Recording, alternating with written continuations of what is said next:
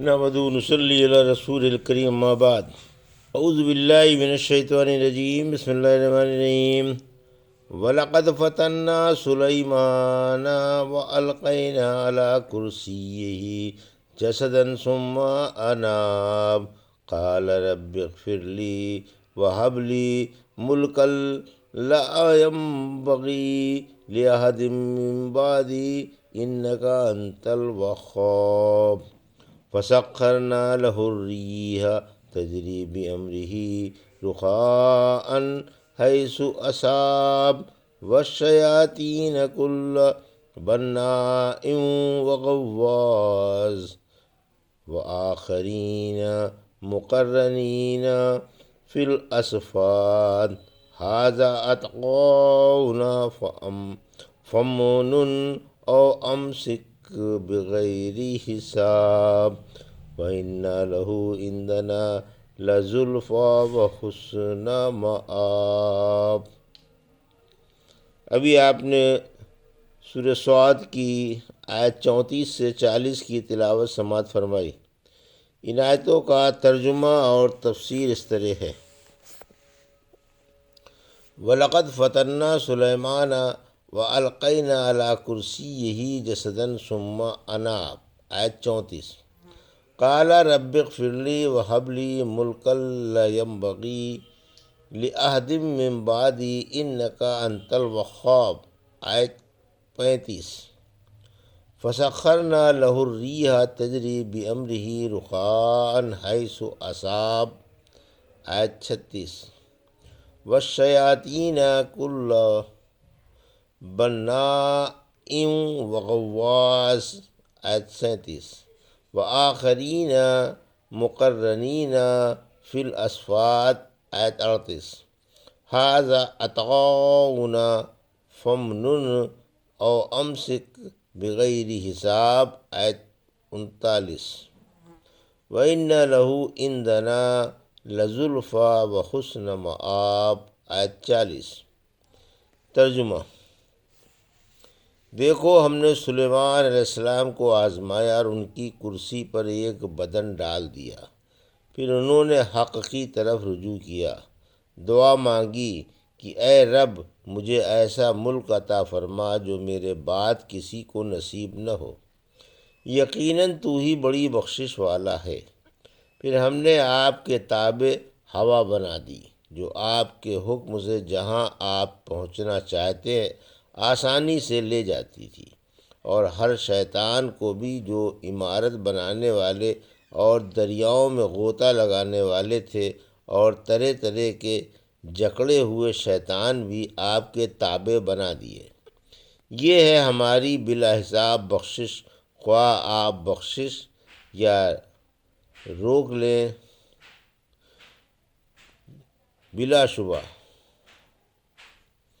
ہمارے پاس ان کا نزدیک والا مرتبہ اور لوٹ کر آنے کی بہترین جگہ ہے۔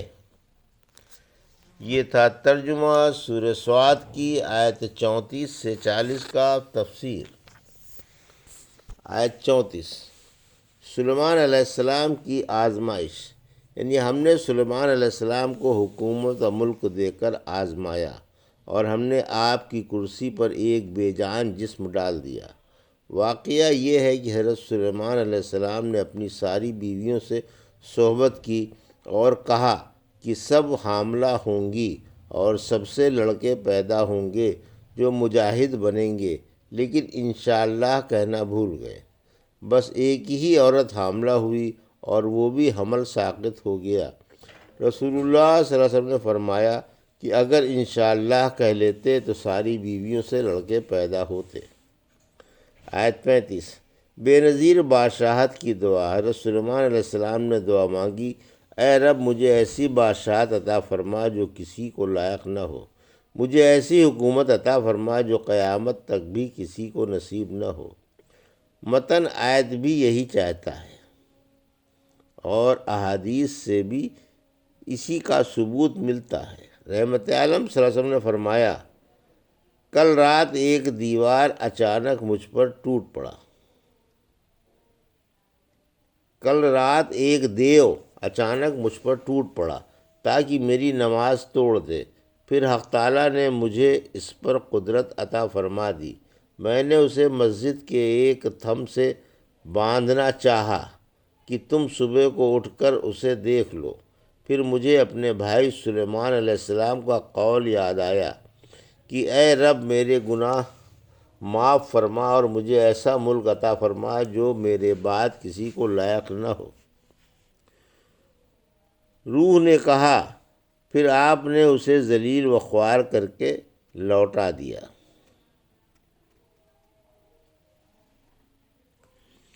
ایک دفعہ رسول اللہ صلی اللہ علیہ وسلم نماز پڑھنے کے لیے کھڑے ہوئے۔ میں نے آپ سے سنا، آپ فرما رہے تھے تجھ سے اللہ کی پناہ۔ پھر آپ نے 3 بار فرمایا تجھ پر اللہ کی لعنت ہو، اور آپ نے اپنا ہاتھ پھیلا دیا جیسے کوئی چیز پکڑنا چاہتے ہوں۔ پھر جب آپ نماز سے فارغ ہو گئے تو ہم نے پوچھا، اے اللہ کے رسول صلی اللہ علیہ وسلم، ہم نے آپ کو نماز میں کچھ کہتے ہوئے سنا جو اس سے پہلے آپ نہیں کہا کرتے تھے، اور آپ کو ہاتھ پھیلاتے ہوئے بھی دیکھا۔ فرمایا، اللہ کا دشمن ابلیس آگ کا شعلہ لے کر آیا تاکہ اسے میرے منہ پر مارے۔ میں اعوذ باللہ منک پڑھنے لگا۔ میں نے 3 بار یہی دعا پڑھی، پھر 3 دفعہ العنک بلعنت اللہ التامۃ بھی، لیکن پھر بھی وہ پیچھے نہیں ہٹا۔ پھر میں نے اس کو پکڑنے کا ارادہ کیا۔ اللہ کی قسم، اگر میرے بھائی سلیمان علیہ السلام کی دعا نہ ہوتی تو وہ صبح تک بندھا رہتا اور اس سے مدینے کے بچے کھیلتے۔ آیت 36۔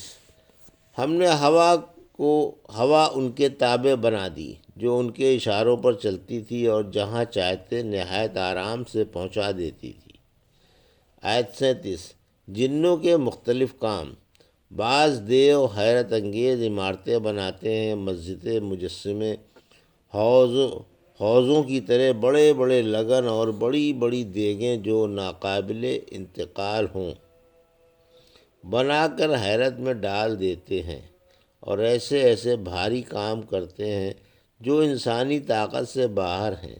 جنوں کی ایک جماعت غوطہ خور ہے جو دریا سے موتی، جواہرات اور قیمتی چیزیں برآمد کرتی ہے جو دریا ہی میں پائی جاتی ہے، اور دیگر طرح طرح کے جن زنجیروں، بیڑیوں اور طوقوں میں جکڑے ہوئے ہیں جو سرکش و نافرمان ہیں اور کام کر کے نہیں دیتے یا کام میں گڑبڑ کرتے ہیں۔ آیت 38-39۔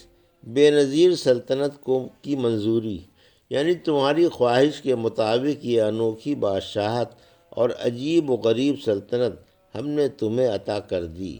تم جسے چاہو دو اور جسے چاہو نہ دو، جو چاہو کرو یا نہ کرو، تمہارے لیے جائز، اور جو فیصلہ کرو ٹھیک ہے، تم سے کوئی حساب لینے والا نہیں۔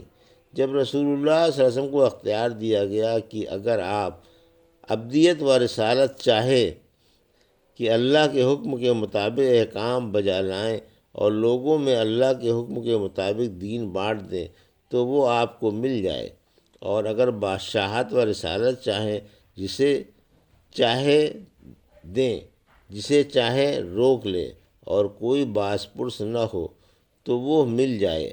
آپ نے اس بارے میں جبرائیل علیہ السلام سے مشورہ فرمایا۔ انہوں نے اللہ کی تواضع کا مشورہ دیا، چنانچہ آپ نے عبدیت اور رسالت کو پسند فرمایا، کیونکہ یہ مقام اللہ کے نزدیک آخرت میں سب سے زیادہ جلیل القدر اور اونچا ہے، اگرچہ نبوت و سلطنت بھی دنیا اور آخرت میں عظیم ہے۔ اسی وجہ سے جب اللہ نے سلیمان علیہ السلام کو دنیا میں ایک انوکھی سلطنت عطا فرمائی تو یہ بھی بتا دیا کہ آپ قیامت کے دن آخرت میں بھی اللہ کے نزدیک بڑے حصے والے ہیں۔ آیت 40۔ یعنی آپ ہم سے زیادہ قریب ہیں اور آپ کے لوٹنے کی جگہ بہترین ہے، یعنی آپ دنیا اور آخرت میں اللہ کے برگزیدہ بندے ہیں۔ یہ تھا سورہ صاد کی آیت 34 سے 40 کا ترجمہ اور تفسیر جو بھی آپ نے سماعت فرمائی۔ بارک اللہ لی و لکم فی القرآن الحکیم و نفعنا ایاکم بآیات الذکر الحکیم۔